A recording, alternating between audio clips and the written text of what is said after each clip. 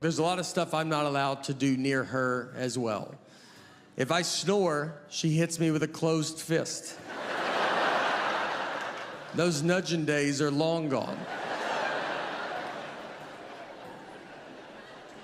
Every birthday I have, she just tells me what she was gonna buy me, never buys it. I've almost had some pretty awesome stuff.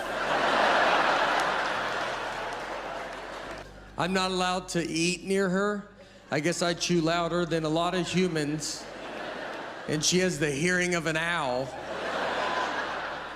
If we eat meat, I gotta eat it in the yard like a lion at the zoo.